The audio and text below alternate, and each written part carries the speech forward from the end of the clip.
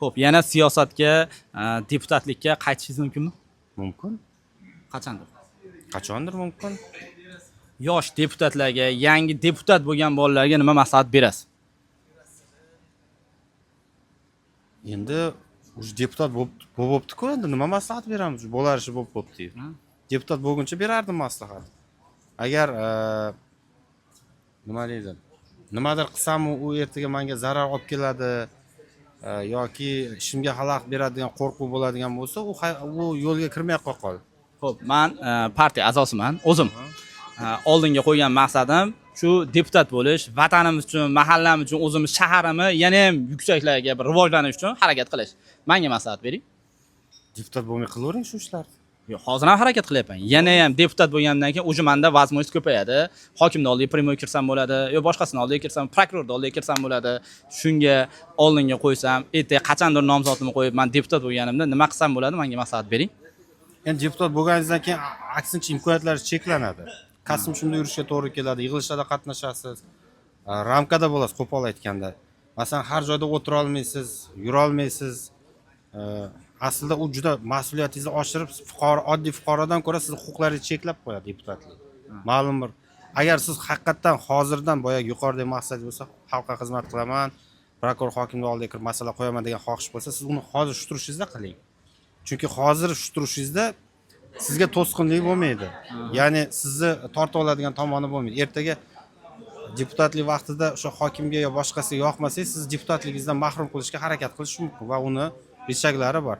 Hozir holatda sizni fuqarolik maqomingizdan hech kim mahrum qila olmaydi. Faqat qonunbuzarlik qilib qo'ymasangiz, qonunni buzmasangiz, masalani to'g'ri qo'ysangiz, marhamat qilaverasiz uni. Men qaytanga deputat bo'lib tushunganmanki, fuqaroni imkoniyatlari juda ham ko'p. Deputatlik bu qolipga tushish aslida.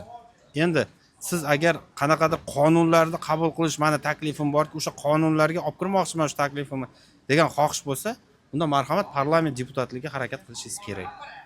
Marg'ilon shaharida gaz yo'q. Umuman gaz yo'q. U 80% joyida yo'q, 20% joyida bor.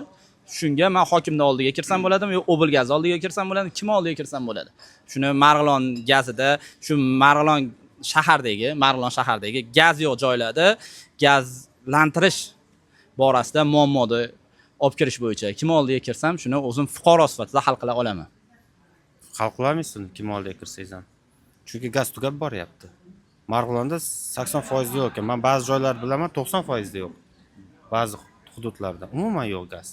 Suyultirilgan gaz qo'yadi. Ya'ni endi kirganingizda foydasi yo'q. Endi bundan keyin gazimiz tugab boryapti. Yildan yilga gaz kamaysa kamayadi, ko'paymaydi.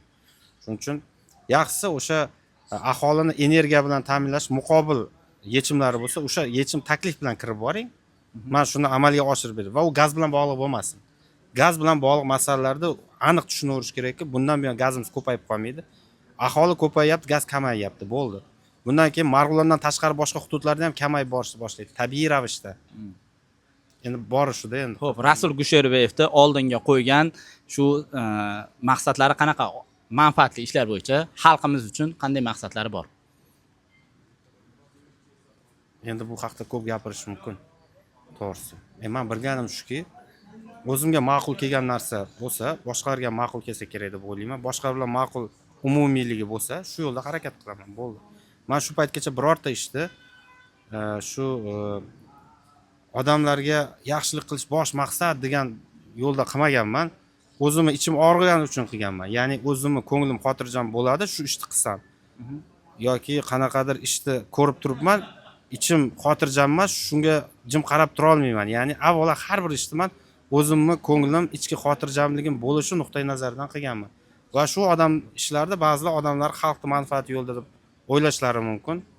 Endi u kim qanday o'ylaydi, u uning ishi. Lekin avvalo bu nima qilsam ham, ya'ni bundan keyin ham men nimadir ko'ngil xotirjamligi uchun nimadir ishlar qilish xohishi bo'lishi mumkin. Balki bu xalq manfaatiga deb hisoblanar, balki shaxsiy manfaatdir. Men uni bilmayman, uni vaqt ko'rsatadi. Xo'p, meni profilim o'z nomim bilan manfaatli intervyu Instagramda blogerlik qilaman. Meni obunachalarimga so'nggi so'z nima degan bo'lasiz? Birovga manfaat keltirmoqchi bo'lsangiz, avvalo hech kimga zarar qilmang. O'sha manfaat bo'ladi.